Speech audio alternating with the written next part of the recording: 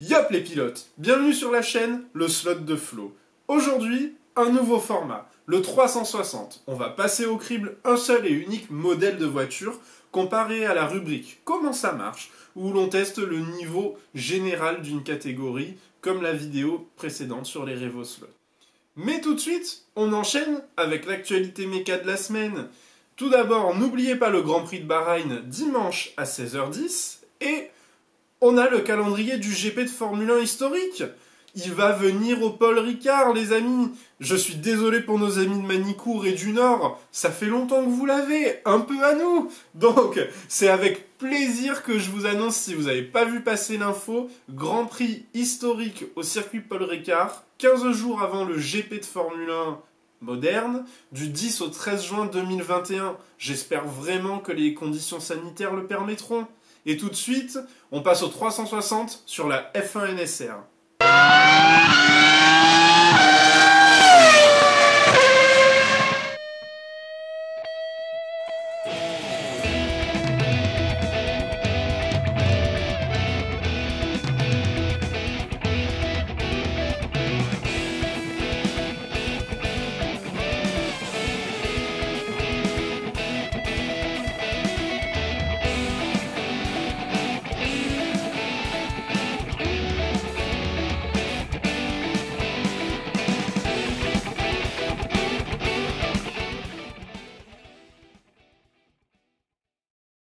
Issu esthétiquement des modèles de la grande époque, de 1986 à 1989, NSR a réussi à créer une carrosserie subtile, dans laquelle s'engouffre le moteur à grande cage King 21. 21 400 tours minutes, transmis sur les énormes pneus arrière, dotés d'une honteuse largeur de train pour du 1.32, 6,7 cm de large, pour un train arrière insolent et digne de cette grande époque et de ses noms, tels que Mansell, Prost, Senna ou encore Piquet. Fournie en sortie de boîte avec des pneus tendres, la voiture est à l'aise dès le début, toutes pistes confondues, un quart de tour pour dévisser les vis du support moteur arrière et sur les puits de carrosserie, et c'est parti. La voiture a une bonne accélération, ça ne manque pas de pêche, elle ne sourcille pas dans les entrées de virage, ni en sortie. Normal vu la taille de ses pneus, vous allez me dire. Et le frein, la voiture s'arrête sec, littéralement, presque trop, on a l'impression de rouler avec un aimant. Les virages serrés passent comme une lettre à la poste, sans la moindre glisse. Et cette vitesse dans les grandes courbes, on ressent la souplesse du châssis, combinée au centre de gravité si bas de la voiture, et l'offset moteur tellement bas, à la limite du court-circuit.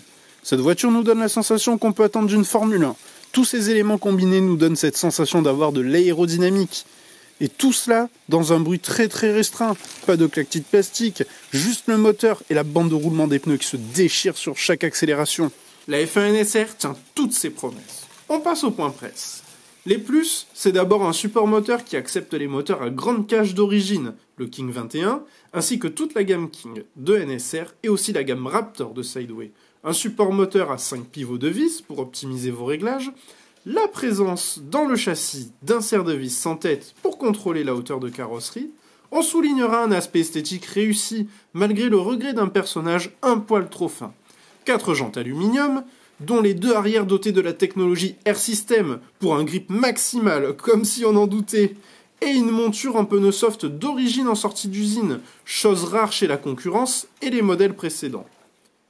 Ce que l'on a moins aimé, c'est la fragilité de la couronne d'origine. Un aileron arrière un peu léger sur ses appuis fragiles, comparé aux efforts de fixation de la moustache avant et de la souplesse donnée au nez pour amortir les chocs frontaux. Le guide classique de chez NSR, blanc, court, peu profond, un problème pour toutes les bases ARC Scalatrix qui ne perçoivent pas les guides blancs. Un emplacement d'aimant un peu oublié car fondu dans le châssis et qui ne pourra être remis en place sans un point de colle. Une digitalisation ou un emplacement de puce oxygène impossible dû au manque de place devant le moteur et son support. Je vous invite à faire pause sur la vidéo pour observer et prendre note des détails qui vous intéressent sur chaque tableau.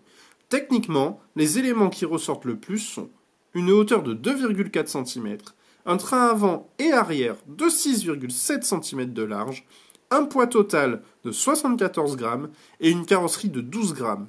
Une transmission pignon de 10 dents et une couronne 27 dents.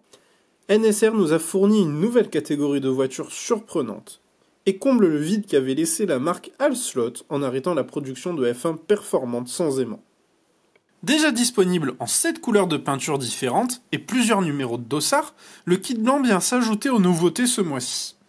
Concernant notre classement des meilleurs tours, on notera un chrono de 4 secondes 930 de moyenne, réalisé avec un voltage de 8 volts 6, ce qui donne la tête sur notre top à la F1 NSR, bien devant les modèles Revo Slot qui ne jouent clairement pas dans la même catégorie.